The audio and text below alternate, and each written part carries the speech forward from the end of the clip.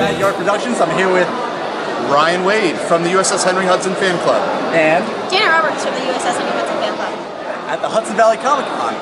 So let's get started. So tell me about your booth here and what you guys do and what you enjoy. Sure thing. Well, we are a Star Trek fan club, and we meet every month as our community to get together and talk about the things that we plan on doing, such as Comic Con.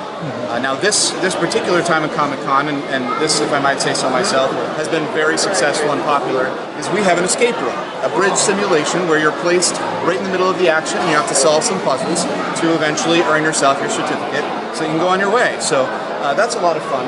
We're actually a part of the international group Starfleet Command, which is based in Iowa, but has chapters literally across the world.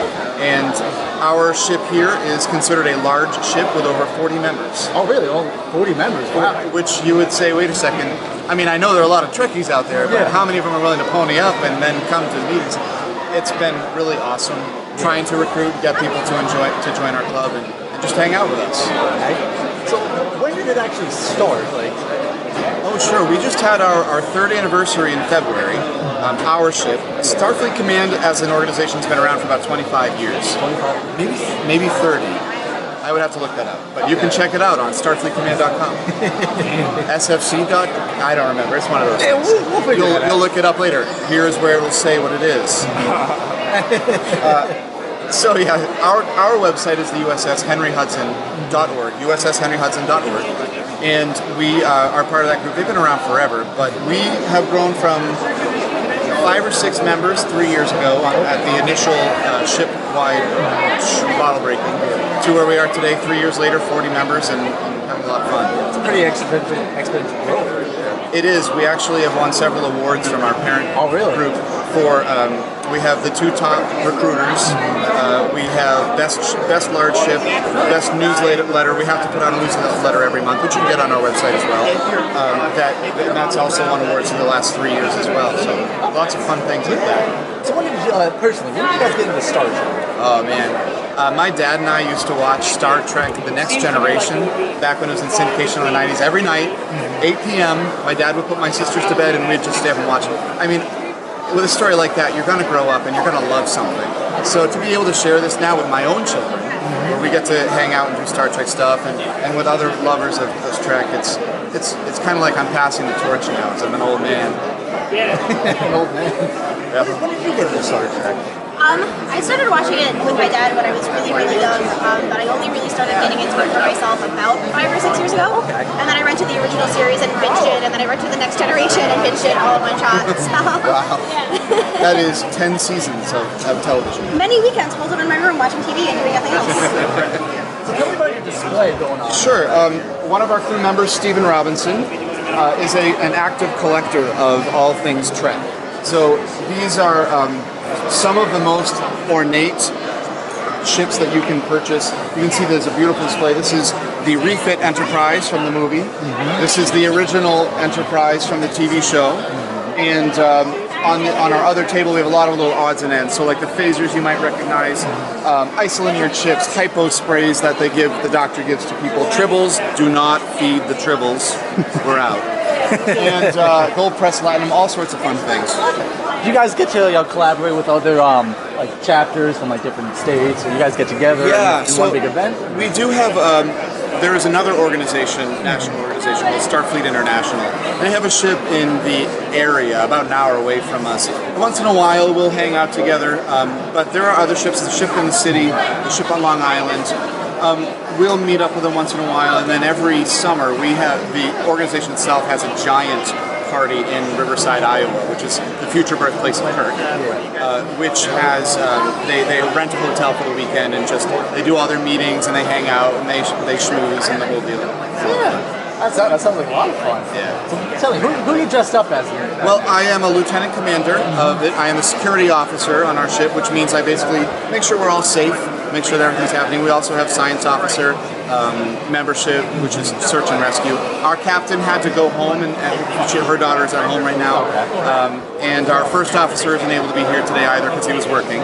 But we have a nice little structure that we do. Everyone has their own department and helps out how they can. But my pips, I have 2 gold ones and a black one, so it's 2.5, which is lieutenant commander. So, but I like to say I'm Riker because I've got the beard and the ladies. No, it's not Riker. Why not?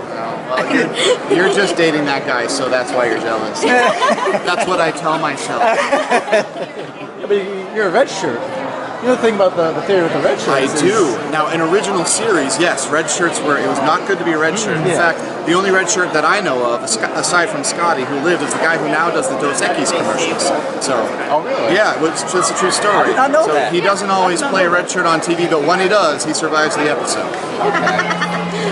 But in the next generation and later, in the 23rd century, 4th century, one of those, red shirt is command. So I'm actually in the command track to become a captain myself. Okay, so like, so now I'm confused with like the tiers of the colors of the shirt. What's yellow then? Yellow is now security. And blue is medical or sciences. Okay. That is great.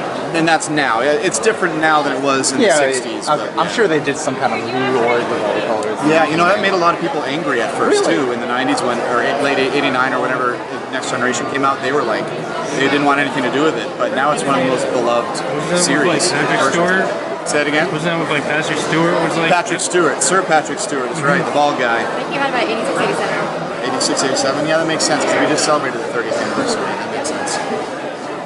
Okay.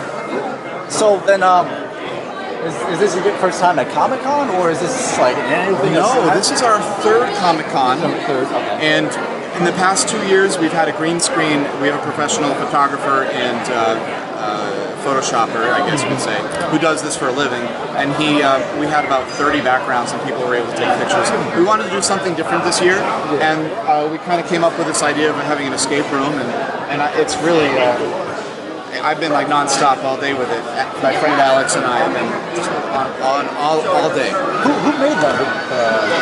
I designed it myself. We have 2 missions. There's the Kobayashi Maru, which, yes, it's pretty much unbeatable. And there's a scientific mission to Planet Q so that we can stop a food riot. So those are the 2 missions.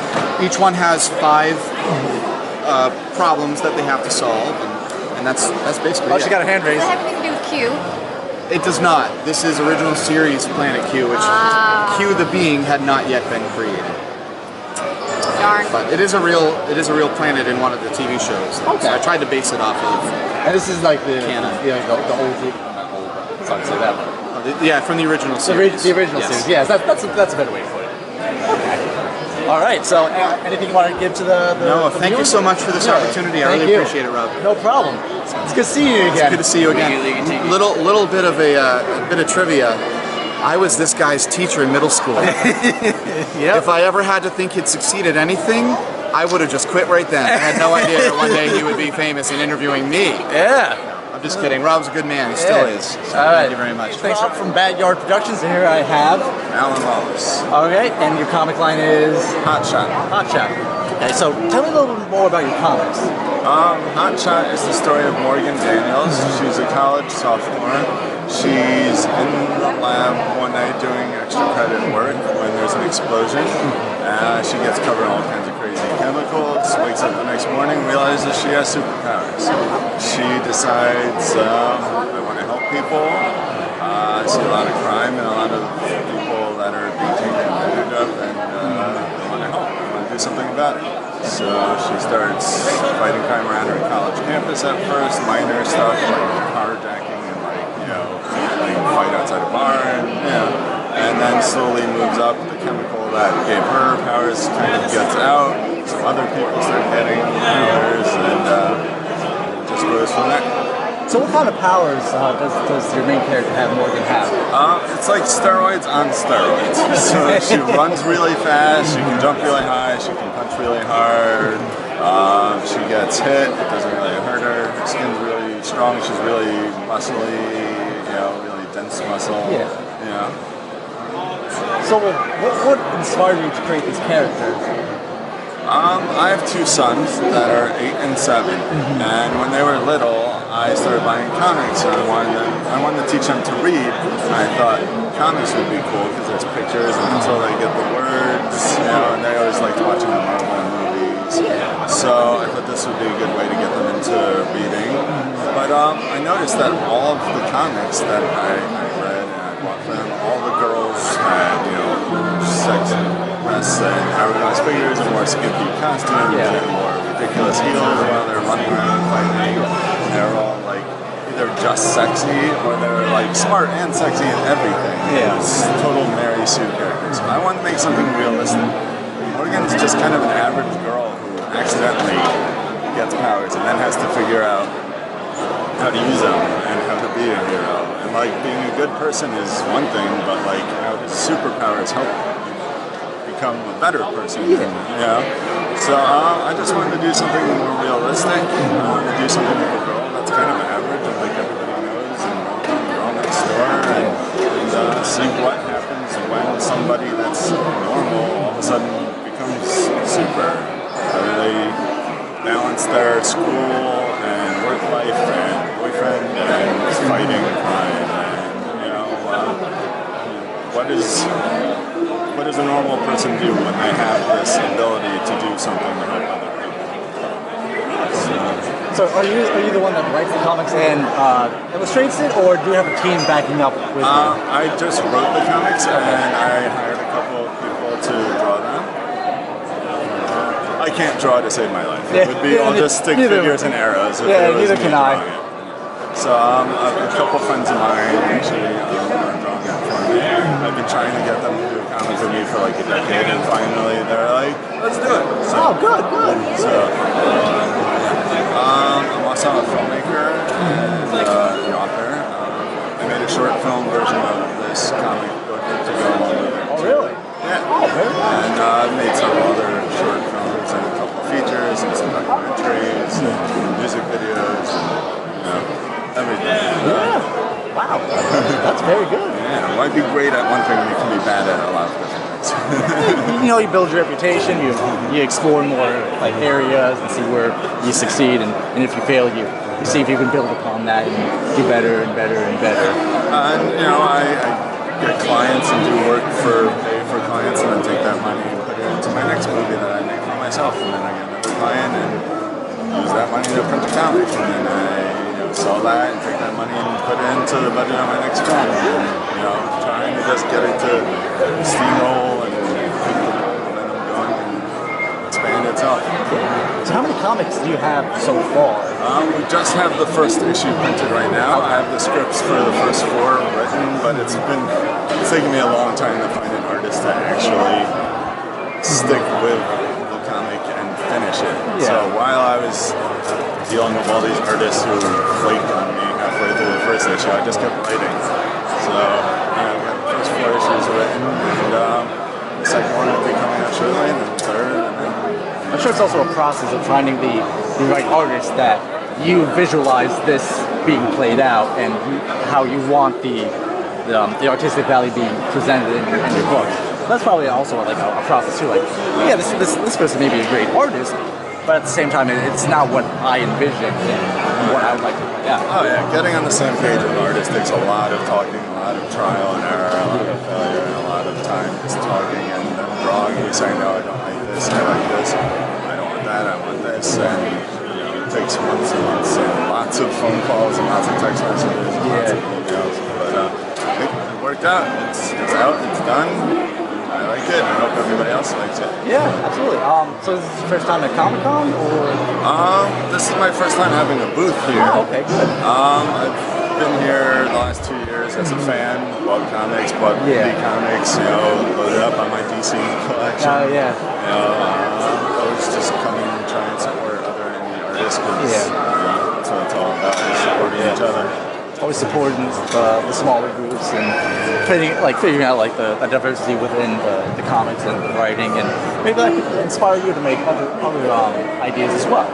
So it's always it's a good like mingling and understanding like how their costumes are, or how their scripts are, and you can able to adapt and get ideas from that. Oh yeah, it's always reading and getting inspiration for things from other sources and places.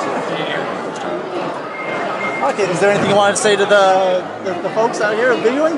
I just hope everybody reads Hotshot and enjoys it and has a good time today and tomorrow. Buy indie comics, support your local indie scene, and have fun. All right, well, thanks for interviewing. No problem. All right, I'll catch you guys.